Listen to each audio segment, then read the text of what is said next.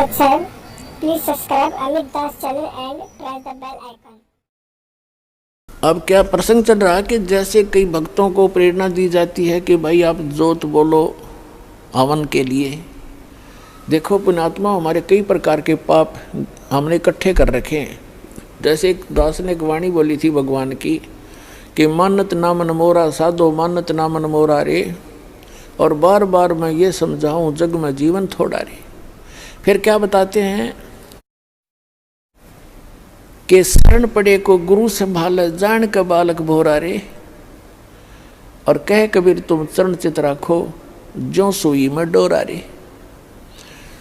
जैसे कोई बालक छोटा सा होता है, 5-4 महीने का, 7-8 महीने का, 9 महीने का बच्चा, वो पालने में सुला रखा होता, माता काम लग जाती है अपने घर के काम में।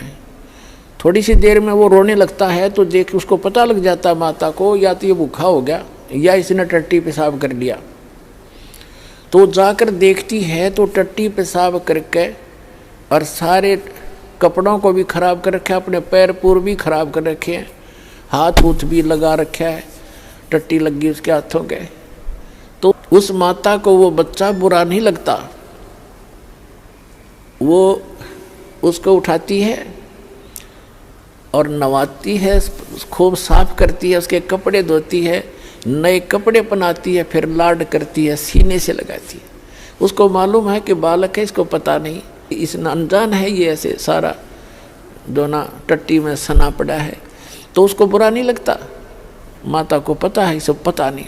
तो इसी प्रकार आप जब यहाँ आए हो, इस कलयुग में पहुँच चुके हो, आप इतने पाप कर्मों से सन गए हो और आपको पता नहीं कितने पाप कर लिए, जैसे उस बालक ने कर लिए, उसको पता ही नहीं तू ये क्या कर रहा है। तो ऐसे अबोध जानता है भगवान आपको, ये सत्कर्म मान ले। फिर परमात्मा कहते हैं कि शरण पड़े को गुरु संभाले और जान का बालक भोला रे। और आपका क्या फर्ज बताया परमात्मा ने, आपका क्या कर्तव्य बताया है कि कहे कबीर तुम चरण चित राखो जो सुई में डोरा रे। आप अपने गुरुदेव के प्रति इतना लगाव बना के रखना अटूट, जैसे सुई के अंदर धागा डाल दिया जाता है और नीचे गांठ लगा दी जाए तो वो सुई के साथ लटकता ही रहता है। कहते हैं कह कबीर तुम चरण चित राखो, उस अपने गुरु जी के चरणों में ऐसे चित राखो जो सुई में डोरा रे, यानी अखंड लगाव बनाए रखना।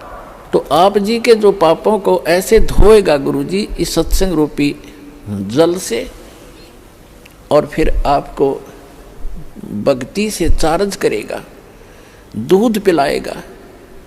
अपने आत्माओं आपको कंपलसरी कर रखा है कि 4 महीने के अंदर आपने आना ही पड़ेगा जो भारतवर्ष में रह रहा है। किस लिए कहा गया है? ये बच्चे हैं, आप अपने बच्चों को एक रोजी रोटी के लिए पढ़ाते हो कि मेरा बेटा या बेटी पढ़ के कोई शिक्षा ग्रहण करके ये कोई ऊंच पोस्ट प्राप्त कर ले या अपना धंधा ठीक कर लेगा।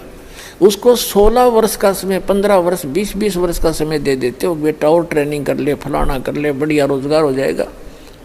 और आत्म कल्याण के लिए आपके पास क्या 365 में तो 30 दिन भी नहीं मिलते, तो फिर कैसी भक्ति करोगे? किसा तुम फिर ड्रामा, फिर तो ड्रामेबाजी है। तो कहने का भाव ये है कि आप जी को इसलिए बुलाया जाता है कि यहाँ आने से आपको घना पुण्य मिलेगा, आपकी आत्मा को ऐसे परिपूर्ण कर दिया जाता है जैसे बच्चा छोटा सा गली में खेल रहा होता है। माता को पता है कि खेल में व्यस्त है और समय पर आहार इसको नहीं कराऊंगी तो ये दुर्बल हो जाएगा, बीमार भी हो सकता, रोगी भी हो सकता है।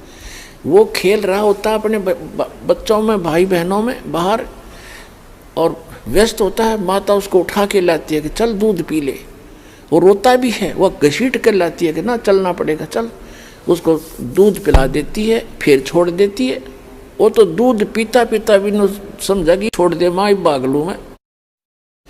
माँ को पता है कि इसमें मैंने पाइया दूध डाल दिया, अब कितना खेल ले हो, शाम में फिर डाल दूंगी। तो पुण्यात्माओं, ये दास चाहता है कि आपको यहाँ दूध के गिलास पिया दूँ और फिर तुम खेल आइयो उस संसार में और फिर आ जाना।